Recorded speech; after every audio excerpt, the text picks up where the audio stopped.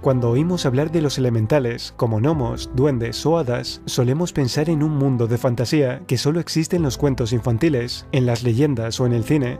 Sin embargo, el concepto elemental aparece en todas las cosmogonías como seres reales, formando parte de los orígenes de la Tierra y no como cuentos. Pero, ¿existen realmente los elementales? Según la definición esotérica, los elementales, también llamados seres feéricos, son espíritus de la región infrastral. Dicen que estos seres se alimentan de la vibración o energía de los 4 elementos. Existen personas por todo el mundo que afirman haber tenido contacto con estos seres. Recientemente se ha publicado la historia de una niña de 7 años en la que cuenta cómo unos duendes se la llevaron cuando solo tenía 5 años. Podríamos pensar que se trata de la imaginación de esta pequeña, pero lo cierto es que la desaparición fue real. Ese día por la mañana, la niña estaba dormida en el salón de la casa mientras su abuela hacía la comida. Cuando la abuela fue a despertarla, la niña ya no estaba, había desaparecido. La buscó por toda la casa, pero no logró encontrarla. Rápidamente avisó a sus padres, que junto con otros familiares estuvieron buscándola tras comunicárselo a la policía. Llegó la noche y misteriosamente la niña reapareció en el mismo sitio en el que había desaparecido, donde dormía profundamente. Sin embargo, observaron que tenía un golpe en la cabeza. Nada más despertarse, la niña contó que unos duendes la habían raptado. Tiempo después, su madre decidió averiguar dónde había estado realmente desde las 12 de la mañana hasta el anochecer de ese día, y para ello pensó en la hipnosis regresiva. La sesión confirmó lo que la niña había contado, incluso pudo dar más detalles. Relató que la llevaron 2 duendes, uno rojo y otro negro, a un lugar oscuro lleno de seres como ellos, situado más allá de las nubes. Los duendes se envuelven en una bola negra y nadie los puede ver. Su poder está hecho de la energía de los niños. Todos los días se llevan a un niño y les quitan su energía para cambiarla por otra mala. Me dejaron caer por un hoyo negro. Esto explicaría el golpe que tenía en la cabeza cuando reapareció en el salón.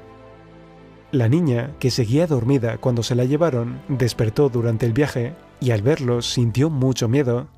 Esto la hizo abrazarse a uno de ellos, transmitiéndole lo que ella sentía. Entonces él trató de protegerla y lo castigaron por ello, encerrándolo en una jaula. Son seres de oscuridad y la luz les lastima. Pero, según ella, también existen duendes buenos. Recuerdo cuando un duende azul de esos buenos me llevó a un lugar bonito lleno de hadas. Esta historia es bastante elocuente y confirma otras similares que se cuentan por todo el mundo y desde hace muchos siglos. Es curioso observar que en todas las culturas y desde tiempos muy remotos, los elementales han sido representados de forma muy similar por pueblos tan distantes entre sí como los sumerios, caldeos, griegos, egipcios, chinos, los pueblos de África, Polinesia y América. Los dibujos de sus figuras son casi idénticas, ya sea en la Europa del siglo XV o en la India del 2000 a.C. Así, en el siglo V a.C., Anaxágoras, filósofo griego, creía en la existencia de estos seres. También Teofrasto Paracelso, alquimista, médico y astrólogo suizo del siglo XVI, en su obra Filosofía oculta, decía lo siguiente: los elementales no pueden clasificarse entre los hombres, no tienen alma, y sin embargo no son semejantes a los espíritus. Estos no mueren, y aquellos sí. En el Talmud judío se puede leer que tanto animales como plantas están habitados por estas diminutas criaturas. El conocido profeta Benjamin Solari Parravicini decía que de niño veía y hablaba de las hadas, duendes y ángeles. Su padre, que era psiquiatra, le sometió a varios test que demostraron su cordura. El médico, psiquiatra y escritor sueco del siglo XIX, Axel Munthe, afirmaba lo siguiente: me ha asombrado saber que hay personas que nunca han visto un gnomo. Estoy seguro que deben tener algún defecto en la vista.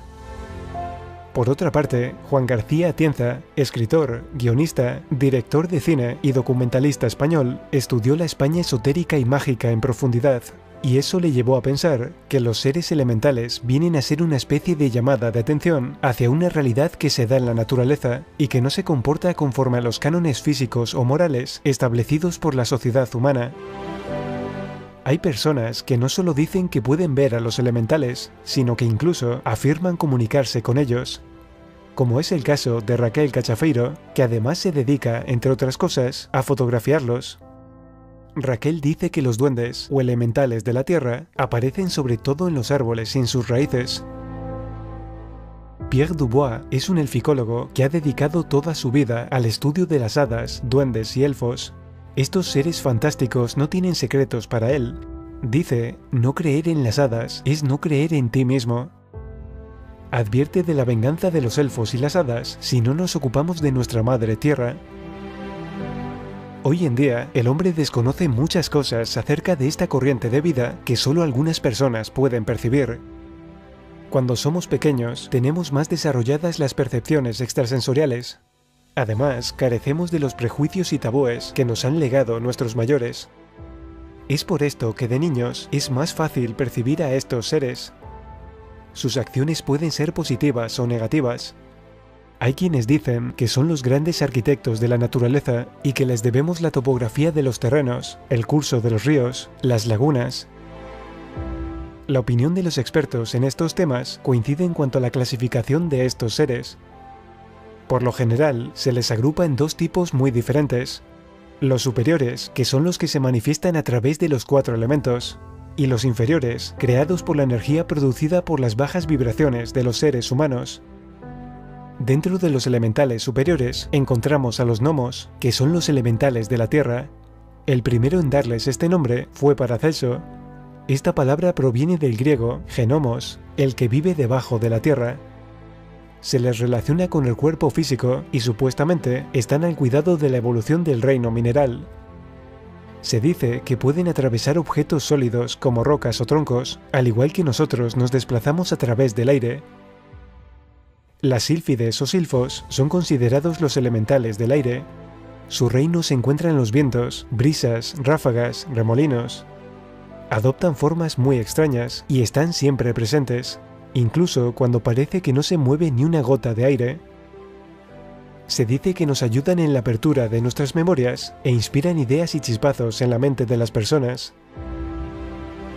Los elementales de agua, conocidos como electrones vitales, ondinas o nereidas, habitan en ríos, lagos, mares, lluvia y hasta en nuestro propio cuerpo, que se compone en su mayoría de agua.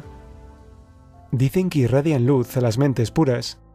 Se les suele visualizar con forma de mujer y tienen la capacidad de purificar el agua del planeta.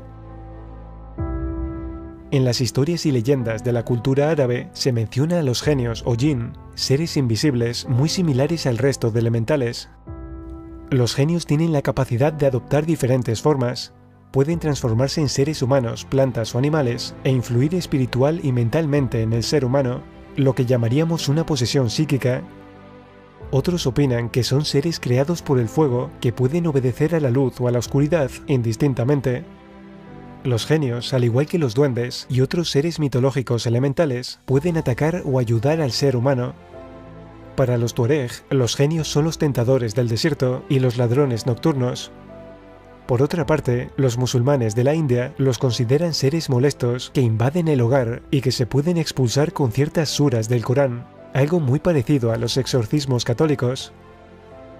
Según la cultura árabe, los genios comparten el mundo físico con los seres humanos, y son tangibles aunque sean invisibles.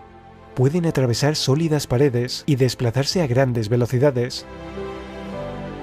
Si nos vamos hasta la región de Alaska, encontramos relatos sobre los kustakas o kusdaka, seres capaces de cambiar su aspecto. Incluso pueden adquirir forma humana o cualquier otra. Dicen que son criaturas crueles que disfrutan engañando a la gente. Sin embargo, otras historias dicen que son seres amables y serviciales que ayudan a aquellas personas que se han perdido en la nieve. Existe una gran similitud entre la historia contada por la niña, que bajo hipnosis se pudo comprobar la veracidad de su testimonio, y los relatos recogidos por todo el mundo y de tan diferentes culturas. Todo ello nos hace pensar que la existencia de estos seres sea real. Este mundo se ha relegado a los cuentos. Sin embargo, los investigadores de este tema no creen que sean fábulas. Para ellos es una realidad. Desde luego se ha hablado poco sobre estos misteriosos seres y apenas existe investigación al respecto. pero quizás deberíamos ir abriendo nuestras mentes a la posible existencia de una realidad que poco a poco se va haciendo cada vez más visible.